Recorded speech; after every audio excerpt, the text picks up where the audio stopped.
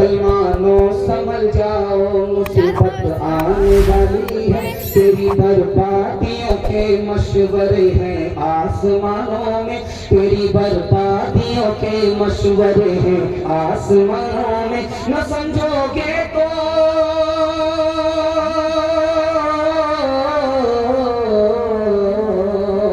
न समझोगे तो मिट जाओगे हिंदुस्तां वालों। तुम्हारी दास्तां तक भी न होगी दास्तानों में, तुम्हारी दास्तां तक भी न होगी दास्तानों में। चौथा पैगाम बड़ी जल्दी से जलसा आपका निकल गया, आधा से ज्यादा जलसा निकल चुका है, थोड़ा सा जलसा बाकी रह गया है। हाथी पास हो गया, सिर्फ 2 फंसी है। इंशाल्लाह ये धक्का मारेंगे, इसको भी पास करके निकल सो करके सुनेंगे, हाथ उठाइए इंशाल्लाह। वही बात था। चौथा पैगाम आपकी खिदमत में लेकर के आ रहा हूं, इसको बहुत ध्यान सुनिएगा।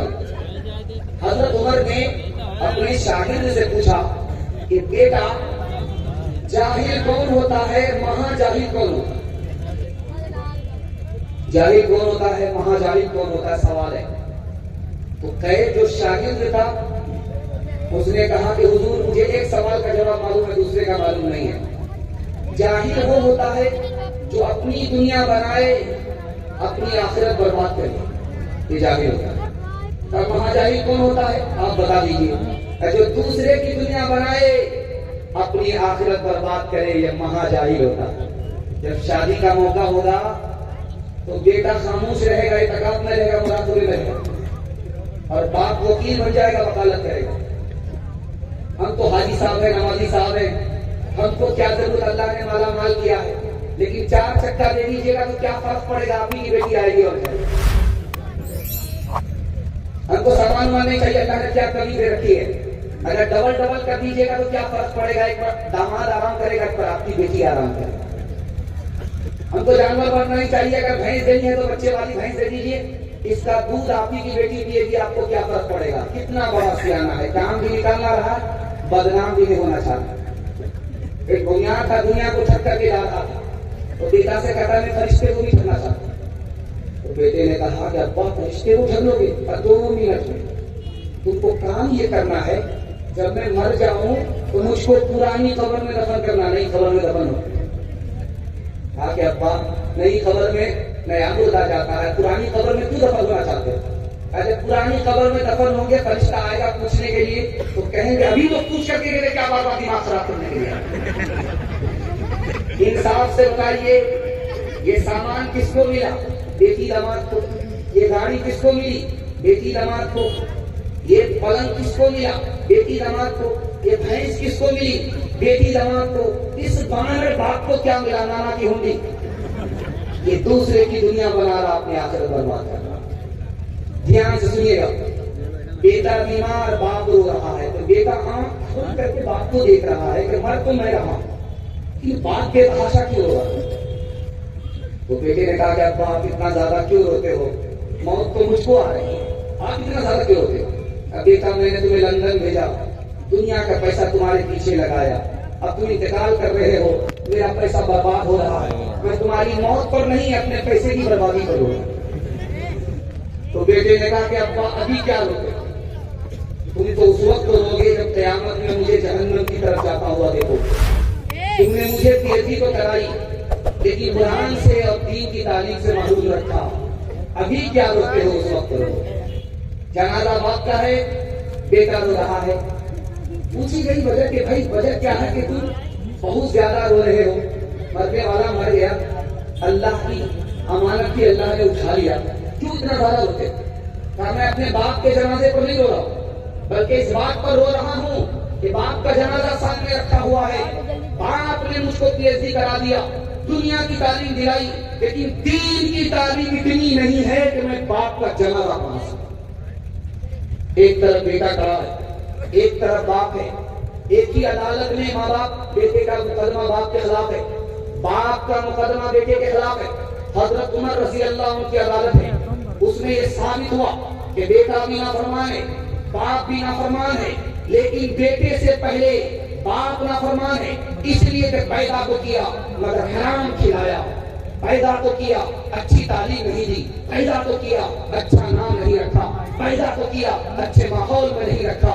बेटा भी ना फरमान, बाप भी ना फरमान, लेकिन बेटे से पहले बाप ना फरमान।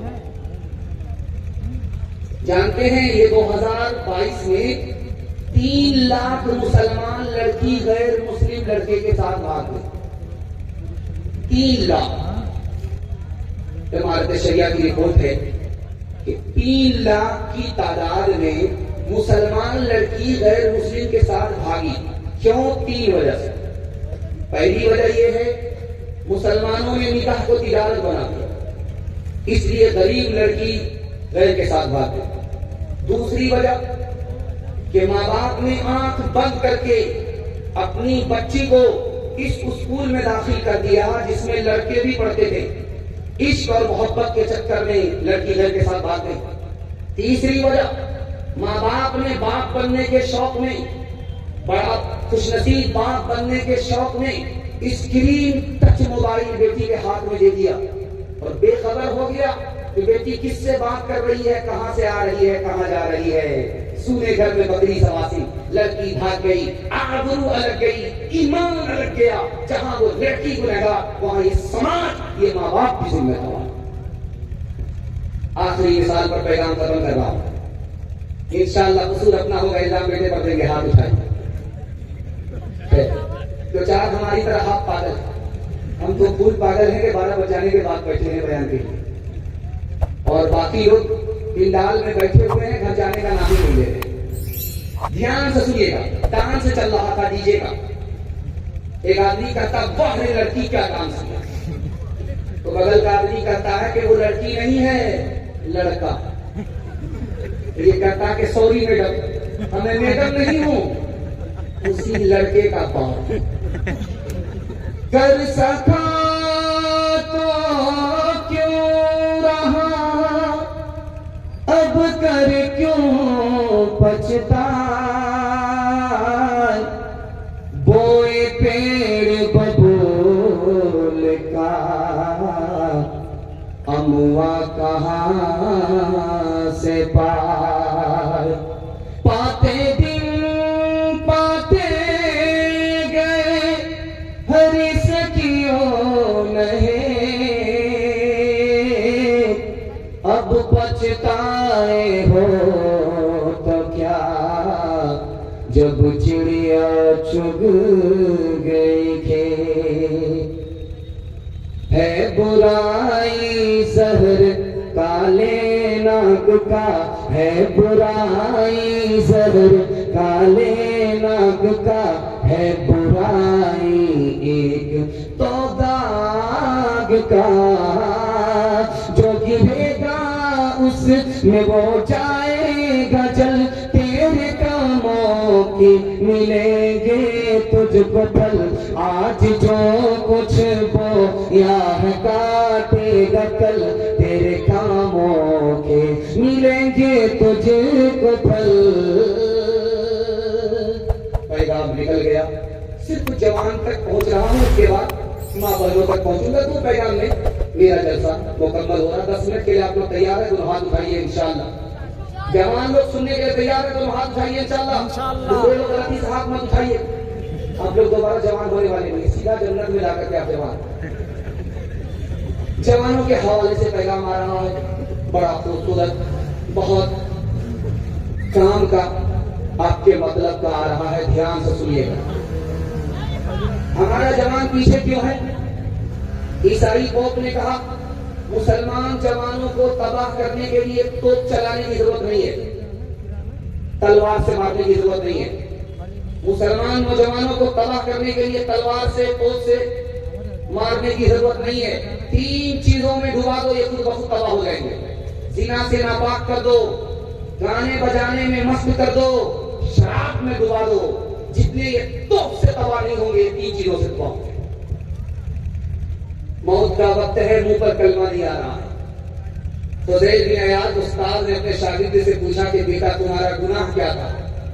हुजूर गुनाह तो कुछ याद नहीं आ रहा है, लेकिन एक बात याद आ रही है, साल में 1 मरतबा दारू पीता था, वो भी डॉक्टर के कहने पर कि नहीं पियोगे इलाज नहीं होगा। उसी की नहुसत है, मर रहा हूं, जबान पर कलेमा नहीं आ रहा है। जानते कितना बड़ा नुकसान है? 1965 की रिपोर्ट है फ्रांस की, हर साल 15,000 जवान दारू पीने की वजह से मरते। 1977 की रिपोर्ट है, अमेरिका में 3 करोड़ नौजवानों का इलाज हुआ, उसमें सबसे ज्यादा बीमार दारू पीने की वजह से थे। 75% जवान पागल होते हैं दारू पीने की वजह से, 80% जवान खुदकुशी करते हैं दारू पीने की वजह से, 74% जवान जेल जाते हैं दारू पीने की वजह से, 79% जवान कंगाल होते हैं दारू पीने। आप सिर्फ दारू छोड़ दीजिए, मैं गारंटी लेकर के जाता हूं, अल्लाह आपको मुकद्दर का सिकंदर बना दे। दूसरी चीज मैं आपकी खिदमत में लेकर के आ रहा हूं, इसको बहुत ध्यान से देखिएगा। 25% औरत सिर्फ आवारा हुई है किसकी वजह से? फिल्म देखने की वजह से। 54% औरत आवारा की मजलिस में घूम रही है फिल्म की वजह से। 49% जवान हथियार रखते हैं फिल्म देखने की वजह से, और 28% जवान चोरी चमारी करते हैं फिल्म देखने की वजह से। 21% जवान इतने माहिर हैं कि पुलिस और कानून तक को चकमा देते थे फिल्म देखने की वजह से। 1996 की रिपोर्ट है, मोहम्मद यूनुस नाम का आदमी अपनी बेटी की आबरू लूट लिया। उसकी बीवी ने इंटरव्यू दिया कि इसने अपनी बेटी ही की आबरू पर हाथ डाला। इसकी वजह यह थी कि यह गंदी फिल्म देखता था, इसके ऊपर खबासत सवार हो गई, ये शैतान बन गया, अपनी बेटी ही की आबरू लूट। और जानते हैं 2000 की तादाद में साल में जवान खुदकुशी करते हैं जुआ हारने की वजह से।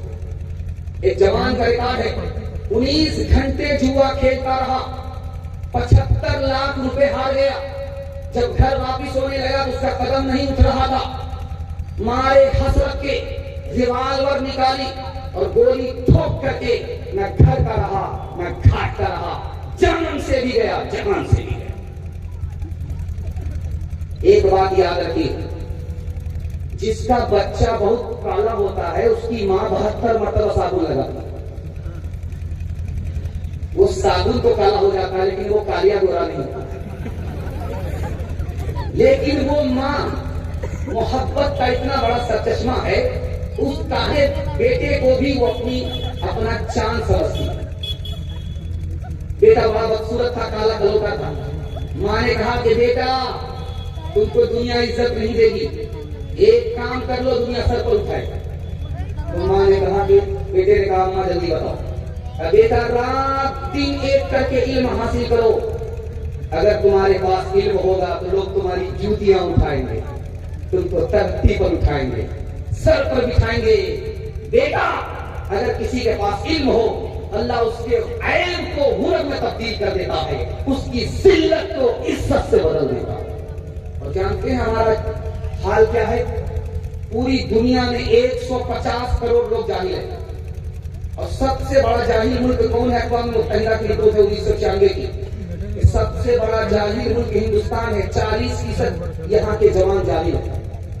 और मुसलमानों का हाल देखिए, 72% औरत जाहिल है मुसलमानों में, और 62% मर्द जाहिल है मुसलमानों में।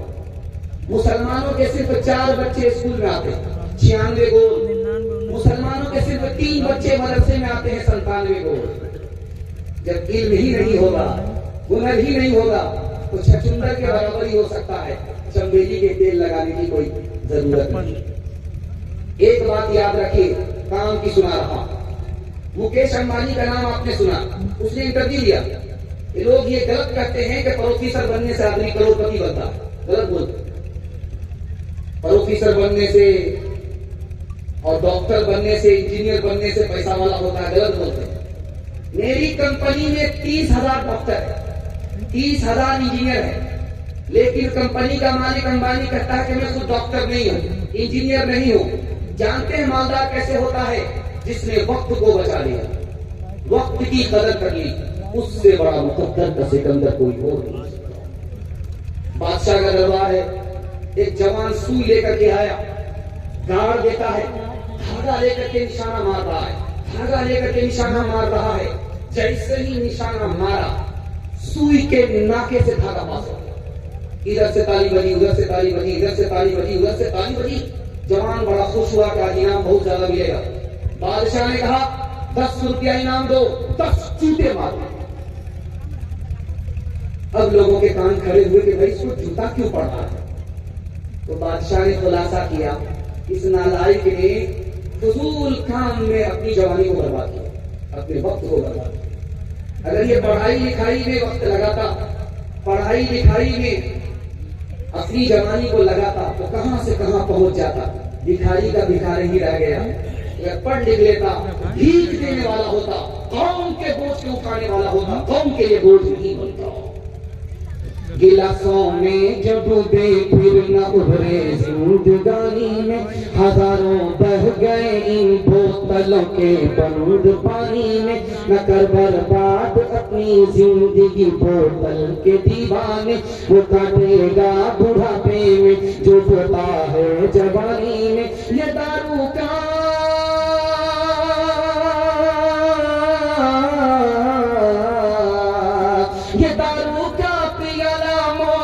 करवा पियाला है, मिला है जहर शरबत में, मिला है जहर शरबत में, छुपी है आग पानी में। मिला है जहर शरबत में, छुपी है आग पानी में।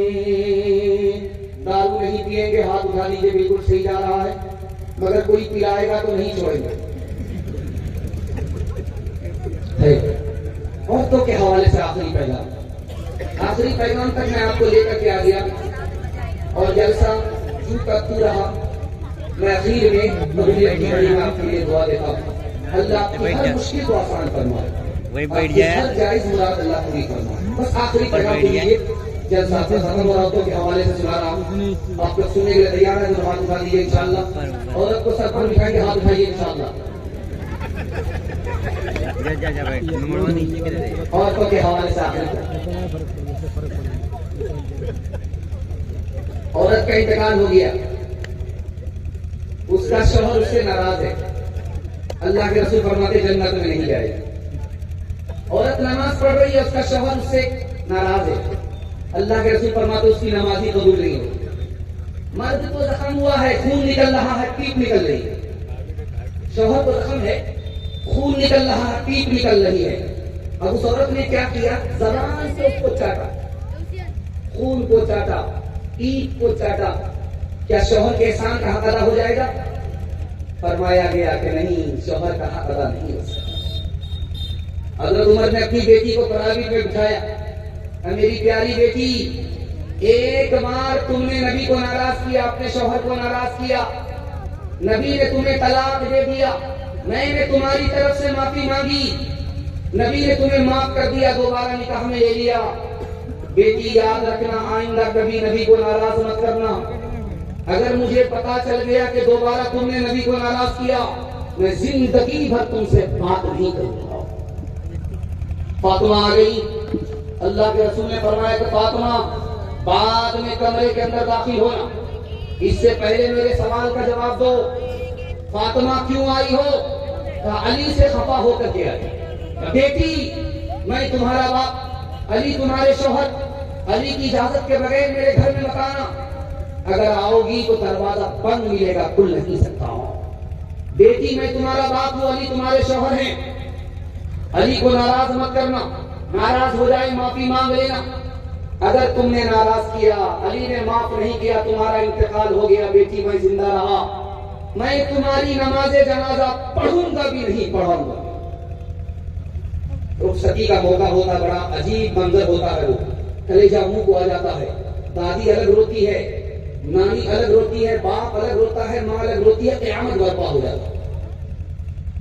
बेटी को प्राइवेट में माने बुलाया, बेटी ससुराल जा रही हो, शौहर को डांटना नहीं, शौहर पर गुस्सा दिखाना नहीं, वरना मोहब्बत कम और खत्म हो जाए।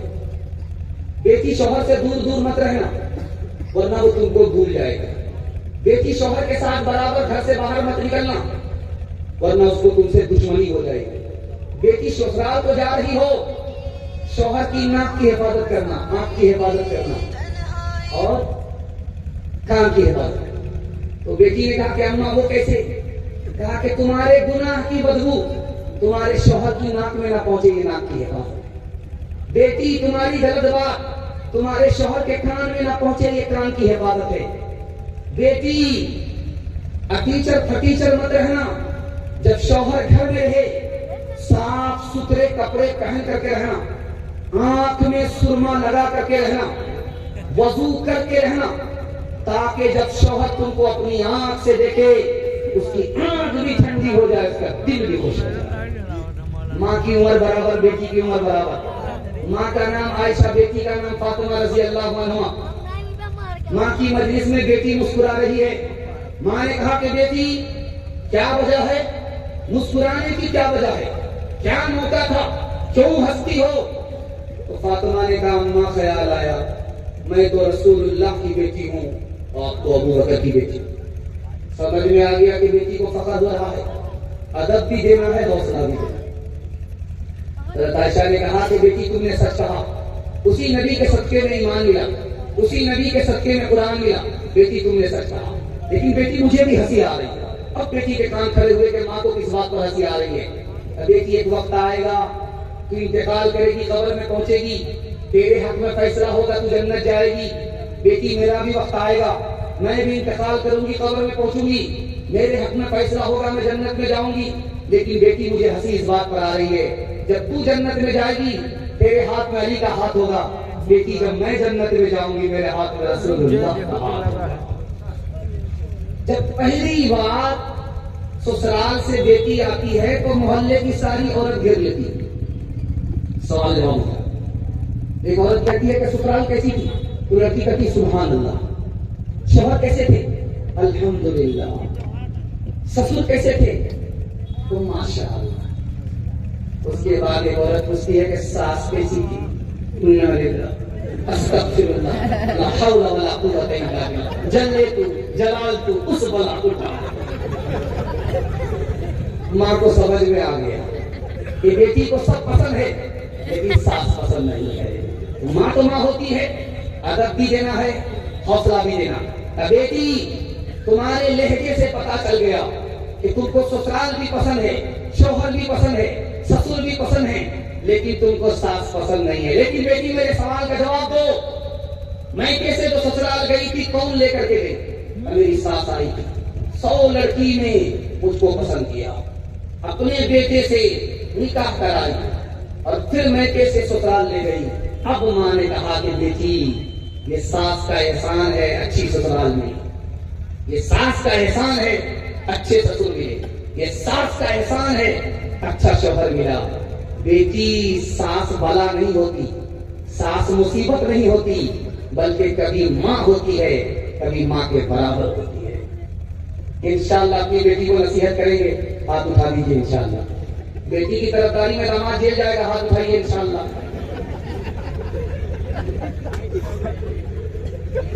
काश के तुम राबिया बसरी का चलन अपना लो, खुद चला आए खिंचा काबा ज़ियारत के लिए। काश के तुम राबिया बसरी का चलन अपना लो, खुद चला आए खिंचा काबा ज़ियारत के लिए।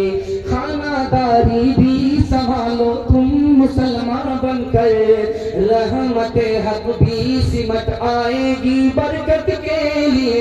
वो भी इस्लाम की बेटी थी जो पहली शब में कर दिया तो लाजुदा दी मिट्टी नुसरत के लिए। एक मिसाल पैगाम खत्म कर रहा हूँ, आप लोग सुनने के लिए मुकम्मल तैयार है तो हाथ उठाइए इंशाअल्लाह। बीवी से पूछ करके माँ बाप को खर्चा देंगे। बस आखिरी मिसाल, ज्यादा रगड़ा रगड़ी होगी तो औरतों की तरफ से गाली सुननी पड़ेगी, उससे गाली से भी बचना है। ध्यान से सुनिएगा। बादशाह था, हजरत थानी ने लिखा, उसको 4 बीवी थी और बादशाह को मालूम करना था कि कौन बीवी पढ़ी लिखी है कौन जाहिल। तो जब सुबह हुई तो बादशाह एक बीवी के पास आकर के कहता सुबह हो रही है? कहा हो रही है। कैसे पता चला? कैसे पता चला? बिल्कुल आसानी से, मुंह में पान था मजा हो गया, बड़ा खुश हुआ। दूसरी बीवी के पास आकर के कहता सुबह हो रही, कहाँ हो रही है? कैसे पता चला? लालटेन की रोशनी धीमी पड़ गई, बड़ा खुश हुआ। तीसरी बीवी के पास आकर के कहता है कि सुबह हो रही, कहाँ हो रही है? कैसे पता चला? नाक में जो नक थी वो ठंडी पड़ी, बड़ा खुश हुआ। अब चौथी बीवी के पास आया जो सबसे ज्यादा अनपढ़ थी, उसके पास बादशाह आकर के पूछता है कि बेटी, ये बीवी मोहतरमा सुबह हो रही है? तो कहा कि हाँ हो रही है। कैसे पता चला? इसमें भी बताने की क्या जरूरत है? इशारा आ रहा है, इससे पता चला। गीबत में सबसे आगे ये औरत की जात है, चुगली तो इनके सामने बस गाल बात है। गीबत में सबसे आगे ये औरत की जात है, चुगली तो इनके सामने बस गाल बात है। सीने में इनके दीन की अजमत नहीं रही, विपाक मासी अब कोई औरत नहीं रही। किरदार बद पे खुद ही ये गुस्से में आएगी, शौहर दिखाए डंडा तो ये झाड़ू दिखाएगी। किरदार बद पे खुद ही ये गुस्से में आएगी, शौहर दिखाए डंडा तो ये झाड़ू दिखाएगी। हासिल इसीलिए तो कोई बरकत नहीं रही, विफातिमा से अब कोई औरत नहीं रही। एक मिसाल है, सुनने के लिए तैयार नहीं? दोनों हाथ उठा दिए। हाँ, यहाँ आकर के बस पीर साहब आए बस्ती में, एक औरत आकर के कहती है पीर साहब मेरे यहाँ खाना खाइए। दूसरी औरत आ गई, खाते मेरे यहाँ खाना। तो पीर साहब ने दोनों का झगड़ा खत्म किया कि जिसके यहाँ मैं आया हूँ आज यहाँ खा लेता हूँ, कल तुम्हारे यहाँ खा लूंगा। तो दूसरी औरत कहती आज मेरे यहाँ मुर्गा बना। मुर्गा का नाम सुन करके पीर का पैर फिसल गया। अब पीर साहब पहली औरत से कहते हैं इसमें झगड़ा करने की क्या जरूरत है, आज उसके यहाँ खा लेते कल तुम्हारे यहाँ खा ले।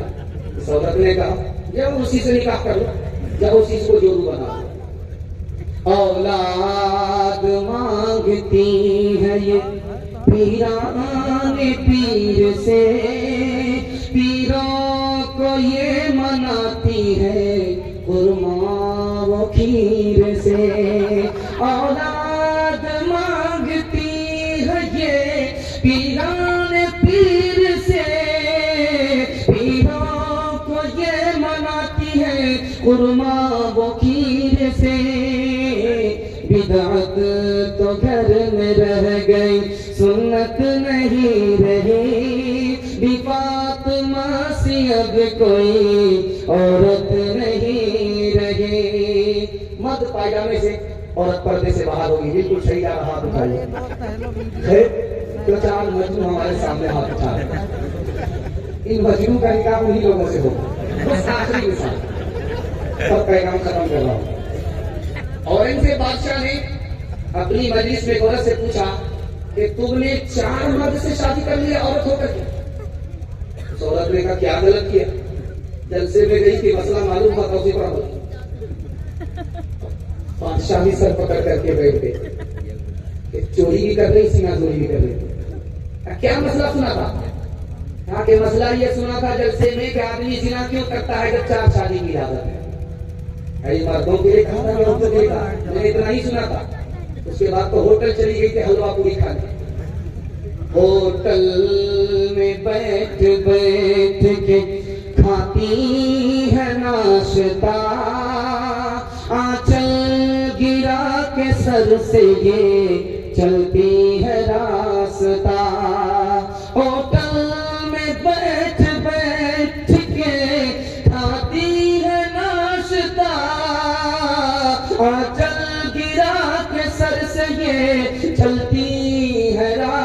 बता, पर्दे की इनको कोई जरूरत नहीं रही, भी फातिमा से अब कोई औरत नहीं रही। जलसा मुकम्मल हो गया। आपसे मैं 3 वादा लेता हूँ, जिंदगी भर के लिए जलसा कामयाब हो जाएगा।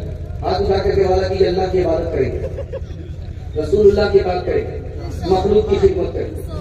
3 काम आप छोड़ दीजिए, मैं गारंटी लेकर के जा रहा हूँ मसरद रसूल पर कि आपके घर में कभी आफत नहीं आएगी, कभी मुसीबत नहीं आएगी। तजर्बा करके देखिए, जो भी मुसीबत आती है, आफत आती है, 3 वजह से आता है। गुनाह की वजह से, हराम कमाने की वजह से, गलत माहौल की। आप तीनों से तौबा कर लीजिए, मैं गारंटी लेकर के जा रहा हूँ, आपके घर में कभी आफत नहीं आएगी। इंशाअल्लाह गुनाह नहीं करेंगे, गलत नहीं कमाएंगे, गलत माहौल में नहीं जाएंगे, तौबा की उम्मीद पर गुनाह करेंगे। मैं किताबों से, नवाजों से, नजर से पैदा, दीन होता है बुजुर्गों की नजर से पैदा।